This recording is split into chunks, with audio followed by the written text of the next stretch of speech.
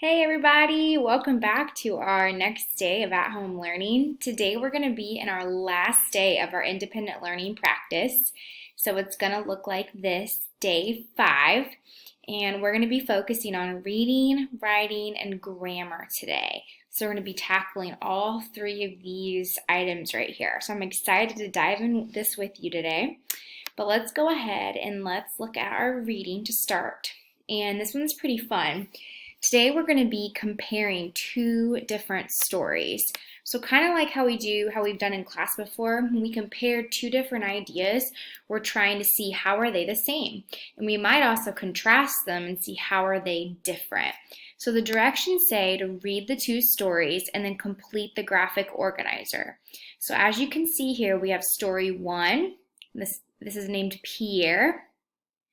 And we have story 2, and we have Francesca, and she was a swimmer. And these 2 stories, once you finish reading, you have to compare them. So what you have to do, you have to take story 1, who are the characters in story 1, and who are the characters in story 2. The setting, remember this is where the story takes place. The problem, what goes wrong, events. Now, it looks like I'm just making my own best guess here, and based on this one they've done, you don't have to put every single little thing that's happened, but you're going to pick the big event. So I can read this one. Francesca has to go home sick from school and rest. She sleeps off the sickness. What happens here? And of course, the solution. Remember, the solution is tied with the problem. How does the problem get fixed? And remember, in both of these, we're going to be thinking about the theme. And we talked a bunch about the theme at the beginning of our at-home learning and at school, how the theme is teaching us a lesson of the story. What is the story teaching us? What can what can we learn from what the author's trying to share with us? It's the message, okay? So that's what we're going to be doing for our reading today. So I'm going to go back up to story 1 and story 2, and I'm going to read story 1 with you today, and then you're going to have story 2 to do all by yourself. All right? So let's go ahead and let's get started. All right, story 1. Pierre changed into his track clothes and laced up his shoes. He left the locker room to meet the rest of the kids outside on the field. It was the first day of track tryouts. The coach walked up and greeted the athletes. "I see you are all interested in being on the Town Creek Middle School's track team," the coach stated. "Let's see if you have what it takes." The boys began to complete the tryout drills. The coach wanted to see who could run the farthest, who could run the longest, and who could run the fastest. Pierre liked to run, and he knew he was talented, but he didn't know how well the other boys ran. Would he be good enough to make the team? Each time it was Pierre's turn to run, he began shaking, and it was hard to breathe. He was so nervous. The coach realized Pierre was panicking and pulled him aside. He put his hand on his shoulder and spoke calmly to Pierre. "Pierre, I've seen your running skills. You have no reason to be nervous. Take a deep breath and join this group. You got this. I know you can do it," he said. Taking a deep breath, Pierre lined up with the other boys. As soon as the whistle blew, he took off running. His arms and legs moved faster than they ever had before. He controlled his breathing and stayed focused on the finish line. Sweat dripped down his forehead as he used every muscle in his body to win the race. Pierre knew he had won first place. Inside, Pierre was grinning from ear to ear. He had successfully turned his first day jitters into the fuel that helped him win the race and make the team. Whoa, go Pierre, go. So in this first story, we know who our main character is already. That's pretty great. It gave it to us right away. So I'm going to go ahead and highlight this so I can make sure I spell his name right. And you, again, are going to be doing story 2 by yourself, okay? But I'm going to go ahead and answer some questions from story 1. So the main character from story number 1 is Pierre.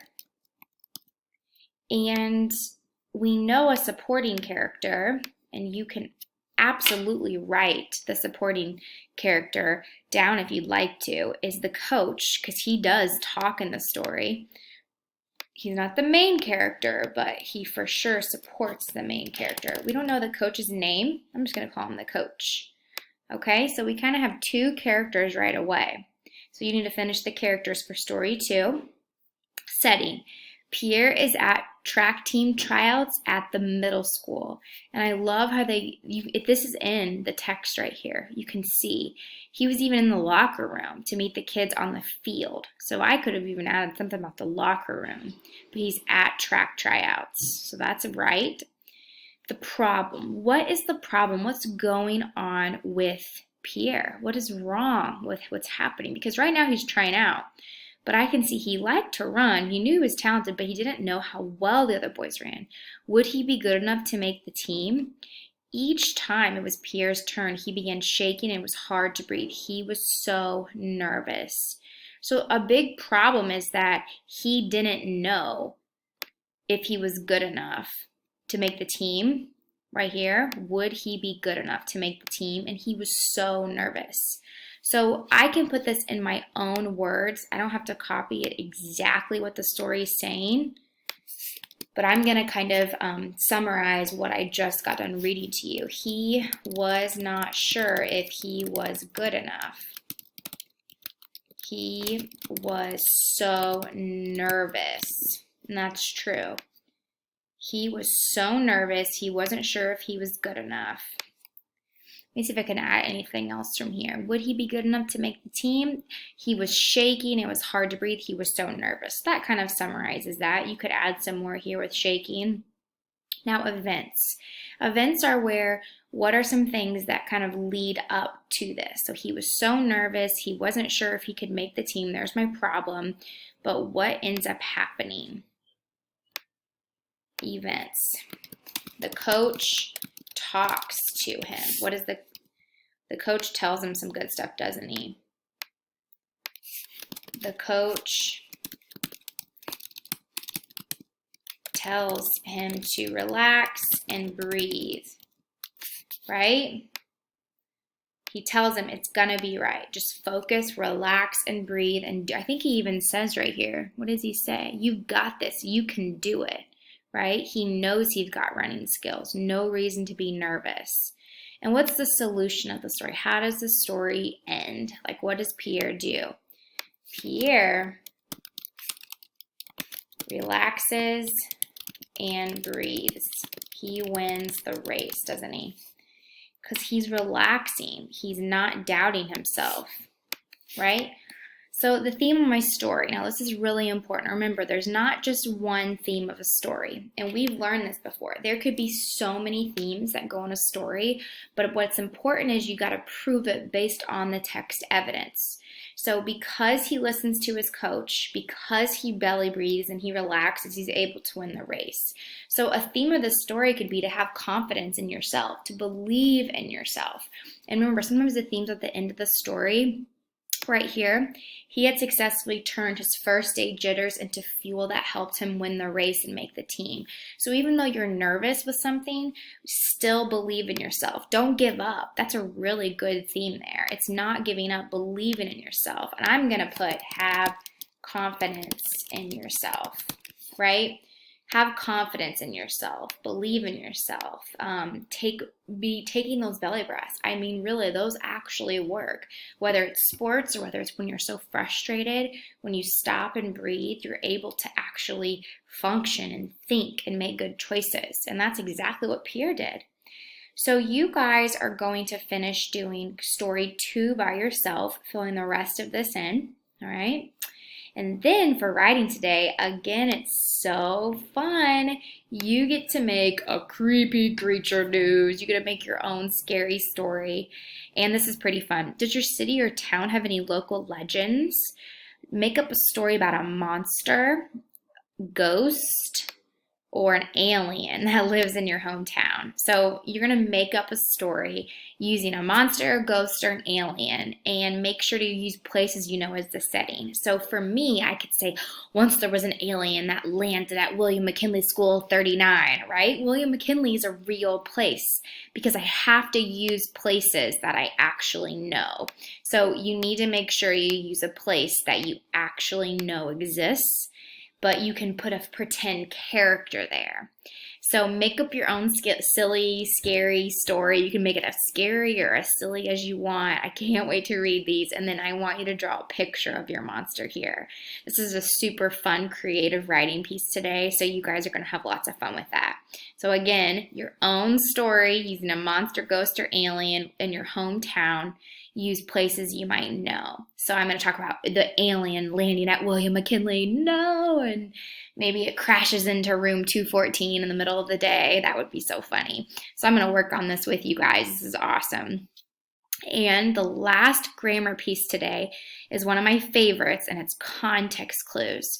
Remember, readers use great context clues to figure out unknown words. So that's where you look around the word you don't know to see if you can figure out what it means. So let's do number 1 together. The student replied to the teacher with a witty answer, and the class laughed. So we know it's when someone's replying, and with a witty answer, and the class is laughing. So if someone says something that's witty, and they're giving an answer that's witty, what could that maybe mean? The answer could be with a funny answer. Oops, I did not mean to highlight the entire thing. No. But yeah, the answer would be A, funny. With a funny answer and the class laughed. That would make sense. It's not a mean answer. I don't know if the class would laugh if it was mean. It sounds like a very unkind thing. And a word answer, that wouldn't really make sense. All right, let's try number 2 together. I looked at my brother with a glare after he broke my toy. So if you're looking with a glare and someone just broke something, how would you look at them? Like happy? Yay! No, if they broke your toy with a glare is where you give someone a dirty look. You're like, oh, you're thinking, no, don't you break my toy, right? You might have done a glare before. It's for sure where you're saying that's bad, right? That's what a glare is. Let's do one more. Fireworks on the 4th of July give off a beautiful glimmer in the sky. Okay, your clue is fireworks giving off something in the sky. So what do fireworks give off? A glimmer in the sky. Now there's actually a couple choices here. Give off a beautiful glow in the sky? They do. Give off a beautiful bright in the sky, or a look in the sky. All of these work, but the best choice is glow. Glimmer and glow means like they're kind of glittering and glowing. They can be bright, but when I plug it in, the best choice is going to be glow. We give off a beautiful glow in the sky. So you have 4 through 10. So you have 6 more to do, or 7 more to do on your own, excuse me. 7 more to do by yourself today, you guys. Good luck. You're going to rock this. I'm very proud of you all. And when you finish this, you're done with the reading part today. Now, we are going to go over math in a little bit, but I do want to show you guys, I'm scrolling through, there's some extra reading things here at the bottom. You absolutely, and there's some social studies things you can work on. There's a science article there. Work on anything here that you like to. It's some extra work, but today you have to get done what I just assigned. So you have to get done your reading, comparing 2 stories. You got to get done this graphic organizer, your scary story, and your context clue. So you have those 3 things to do today. All right, awesome job. Send me pictures and I'll give you extra credit if you do more than that. Okay, everybody, talk to you later. Bye.